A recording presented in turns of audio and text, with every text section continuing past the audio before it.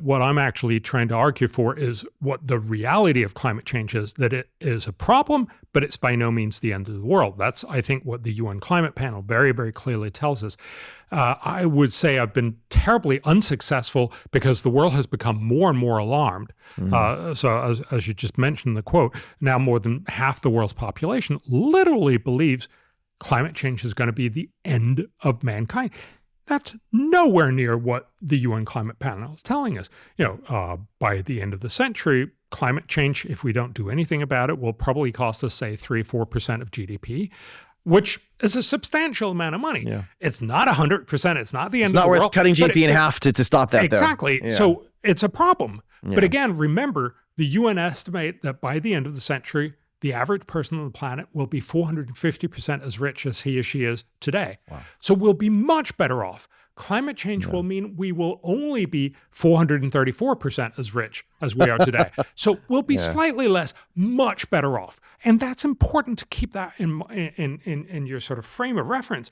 This is a problem in saying the world is going to be much better, but slightly slower, rather than this is the end of the world. And that's, of course, the difference between saying this is one problem that we should fix and we should fix smartly, than to say we need to throw everything in the kitchen sink at this because this is the thing that'll end us all. And I'm curious, I don't know what you've said in public before, so I want to be careful, but I'm curious what you think this comes from. Because for me, I obviously was younger at the time. I was born in 1982, but I saw a lot of organizations that were socialists, that were collectivists, effectively. After the Berlin Wall falls, they basically can't really push that same socialism anymore. People weren't buying it, and a lot of them became the big environmental groups in the 90s and still were preaching. And Margaret Thatcher at the time, she had a quote I bookmarked for our chat. She said, "The idea that some things are more politically correct than others is not new.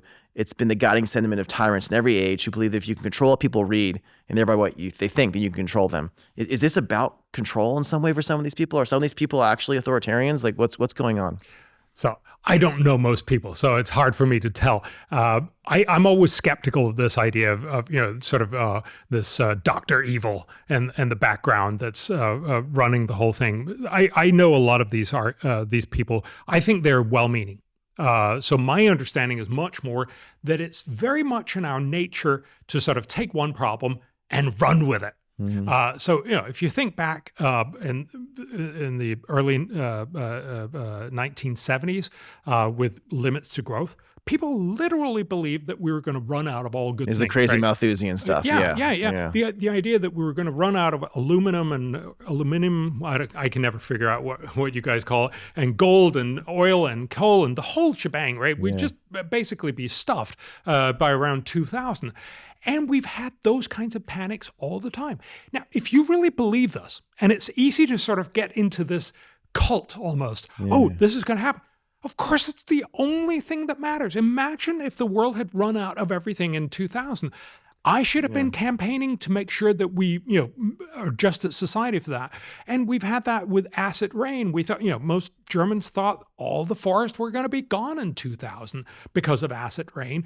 We've had this conversation over and over again. And so in that sense, I think climate is just the latest story that we tell ourselves, where if you only focus on climate, you think this is the end of the world. One good example of this is if you take sea level rise. So, sea levels will rise because of global warming. Global warming will increase temperatures, and that means seawater, just like everything else, will expand. It's been rising for a while, though, right? It has been rising for a while.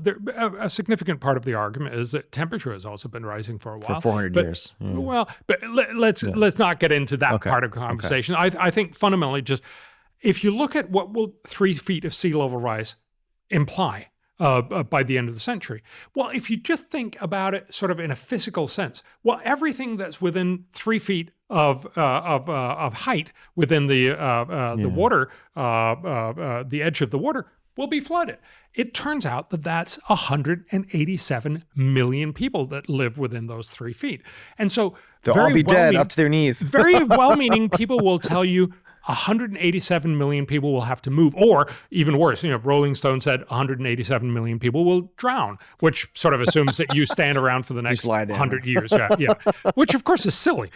But the point is, if you believe those numbers, and it's sort of easy to get your mind into that, if you forget that people adapt. We've done that for a very, very long time. That's why Holland is not actually flooded. That's why you can go to Schiphol if you've ever landed at Amsterdam Airport. It's the only airport that's been a major a place for a major naval battle. But it's not like you land there and it's all soggy and wet, right? I mean, they know how to deal with these things, and we will in the same way. So what they're actually saying is, with realistic assumptions about what mankind will do in the future, you're going to see about 1/100th of that number, or even less, so about 300,000 people, not 187 million people. This is what climate change does to you. If you only think about climate, you think that's the only thing you're going to do, just like they did in the 70s. We're going to run out of everything. And it makes it the only issue. Climate change is one issue, but it's really just one issue of many that we need to fix. No, that's fair. And I do think there are people like Vox who are very ideologically radical. I think you were making fun of them the other day. I think the Earth is getting greener. Hooray, ? And like scientists are concerned. Because obviously it's getting greener because of CO2. It might be a good thing even if that part of it, right? Look, global warming has a lot of impacts. Some of them positive, some of them negative. One obvious positive is the world is getting greener. We just simply have more green stuff because CO2 is actually a fertilizer. Now, overall, there are more negatives than positives. That's why global warming is a net problem. But to simply ignore all the positives, for instance, as temperatures rise, you're going to see more heat waves. That's definitely a problem. Canada might be nicer though. But you will have fewer cold waves. Well, that's true almost everywhere. And given that almost everywhere more people die from cold than from heat, in the short term, global warming will actually be a net benefit on that part. Now, Vivek Ramaswamy loves your point. He mentions that a lot. I like it's a great argument. The political candidate. He's like, but it's true. There's we put the graph, like a huge number more people die from cold than from heat. It's a massive problem. I mean, I think it's so astounding. Do you remember the heat dome that we had a couple of years ago up in Canada and all the way down to Seattle? It killed maybe 700 people. That's real deaths. Terrible. That's terrible. But you have to sort of put it in context. Every year in Canada and the US, about 20,000 people die from heat. That we should absolutely recognize that. But every year, 170,000 people die in Canada and the US from cold.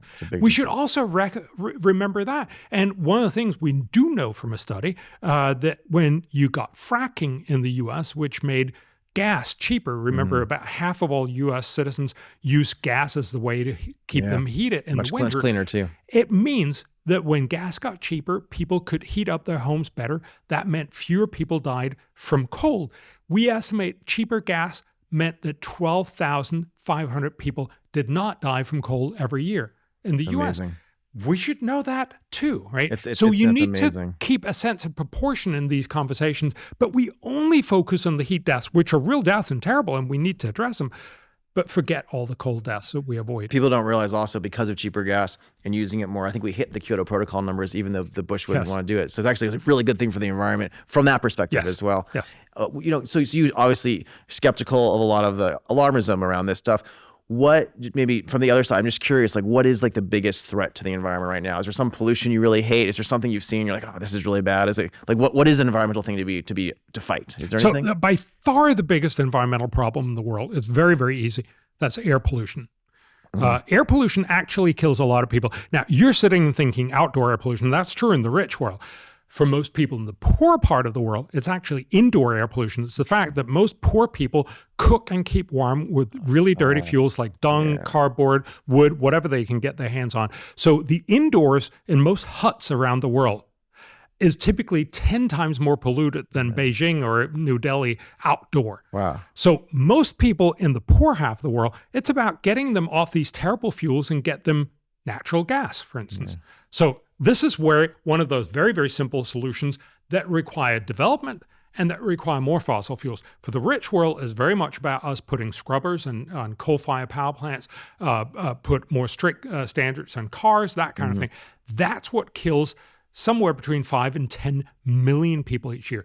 That is a big issue. And again, one that we've sort of forgotten because we used to worry about it a lot in the 70s where it was very obvious. You could sort of see it, but now you can't see it anymore. It doesn't mean it doesn't kill you. That's where, the environmentalists are actually right about that. That's a huge thing to help. So Bjorn, this is great. This is funny to me because you're clearly more moderate than me, yet my videos are not flag with warnings on YouTube. I think every one of your videos, they warn about Yes. climate skeptics. What's going on with that? What's going on with that? Like, why? I mean, it's obvious you're a thoughtful, moderate person. These people, clearly there's something wrong with them. Like, they don't want scientific debate. They don't want other points of view. What's happening?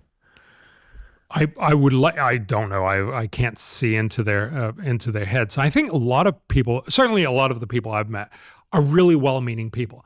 But if you've come to the conclusion that this is the big civilizational threat, somehow, if you're sort of a weirdo far out on the left or the right, that's not very challenging. So maybe they don't care all that much about it. But if I'm actually good at making the arguments, I think I happen to make really, really good arguments.